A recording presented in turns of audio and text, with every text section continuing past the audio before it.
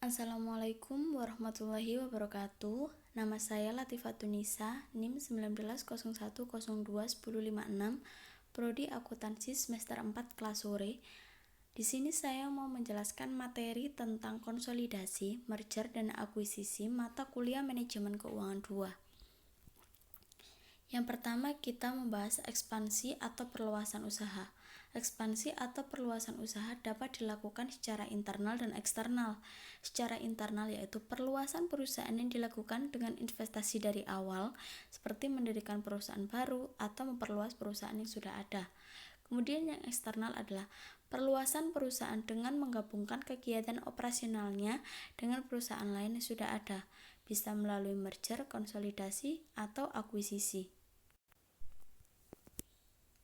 Selanjutnya, ekspansi eksternal. Ekspansi eksternal dibagi menjadi 3 yaitu merger, konsolidasi, dan akuisisi. Merger adalah penggabungan dua perusahaan yang ukurannya tidak sama dan hanya satu perusahaan yang lebih besar tetapi survival, sedangkan perusahaan yang lebih kecil bergabung ke dalam perusahaan yang besar. Kemudian konsolidasi yaitu penggabungan dua perusahaan atau lebih yang ukurannya relatif sama menjadi satu perusahaan baru. Kemudian yang ketiga adalah akuisisi, yaitu penggabungan dua perusahaan yang mana perusahaan akuisitor membeli sebagian saham perusahaan yang diakuisisi, sehingga pengendalian manajemen perusahaan yang diakuisisi berpindah kepada perusahaan akuisitor, sementara kedua perusahaan masing-masing tetap beroperasi sebagai suatu badan hukum yang berdiri sendiri. Selanjutnya, bagaimana sih cara melakukan penggabungan? Jadi, cara melakukan penggabungan dapat dilakukan dengan pembelian aset atau saham perusahaan lain. Pembayaran dapat dilakukan secara tunai atau dengan saham. Apabila pembayaran dilakukan secara tunai, maka transaksi tersebut dikenakan pajak, yang berarti harus ada pengakuan laba atau ruginya. Kemudian, apabila pembayaran dengan saham, maka tidak dikenakan pajak pada saat transaksi merger dilakukan. Pajak baru dikenakan ketika saham tersebut dijual oleh pemiliknya. Selanjutnya, penggabungan ditinjau dari keterkaitan bidang usaha perusahaan yang bergabung, dibedakan menjadi 3 yaitu penggabungan vertikal, horizontal, dan konglomerat. Yang pertama, penggabungan vertikal. Penggabungan vertikal yaitu penggabungan dua perusahaan atau lebih yang berada pada tingkat proses produksi yang tidak sama. Contoh, penggabungan pabrik sepatu dengan pabrik kulit yang memasak bahan baku. Kemudian yang kedua, penggabungan horizontal. Penggabungan dua perusahaan atau lebih yang berada pada tingkat proses produksi yang sama. Contohnya, perusahaan sepatu bata dengan perusahaan sepatu Nike. Kemudian yang ketiga adalah penggabungan konglomerat, yaitu penggabungan dua perusahaan atau lebih yang tidak memiliki keterkaitan bidang bisnis sama sekali. Contohnya, perusahaan sepatu bergabung dengan perusahaan semen. Selanjutnya, apa sih alasan penggabungan perusahaan? Kenapa penggabungan perusahaan itu dilakukan? Yang pertama, untuk menciptakan sinergi, hasilnya harus lebih besar daripada yang kemarin. Yang kedua adalah menciptakan operasi yang ekonomis atau economic of scale. Kemudian yang ketiga adalah pertumbuhan, yang keempat adalah diversifikasi. Selanjutnya, kita membahas tentang perlakuan akuntansi.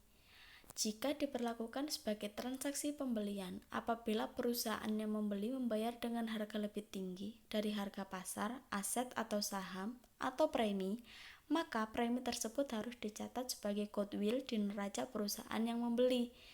Kemudian, jika diperlakukan sebagai penggabungan kepentingan atau pooling of interest, maka neraca kedua perusahaan digabungkan dengan jalan menjumlahkan nilai aktiva atau utang kedua perusahaan. Kemudian kita membahas penilaian merger. Ada 3, yaitu pendekatan pendapatan atau earning, dibagi menjadi 2 yaitu pendekatan sekarang atau pendekatan yang akan datang. Pendekatan sekarang yaitu merger layak dilakukan jika EPS setelah merger lebih besar dibandingkan EPS sebelum merger. Yang kedua adalah pendekatan yang akan datang. Jika terjadi penurunan EPS berarti merger tidak layak. Kemudian yang B adalah pendekatan nilai pasar saham atau market value.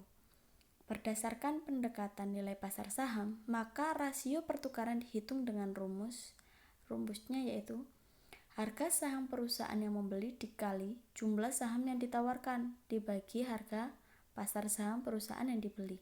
Kemudian yang C adalah pendapatan ekonomis dan biaya. Dua hal yang harus dipertimbangkan dalam keputusan merger yaitu pendapatan dan biaya.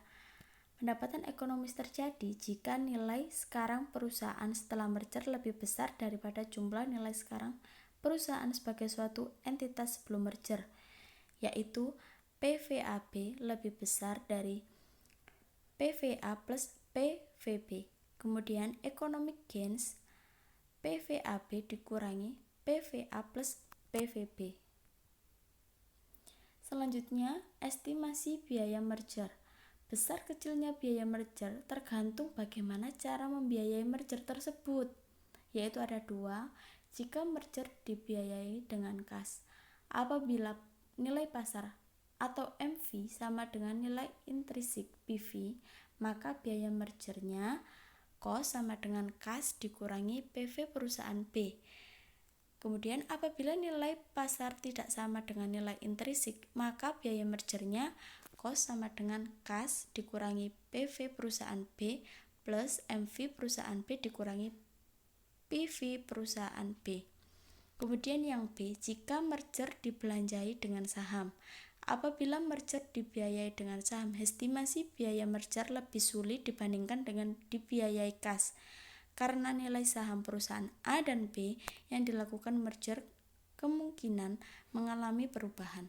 Sekian dari saya, Latifatunisa, mengucapkan terima kasih. Assalamualaikum warahmatullahi wabarakatuh.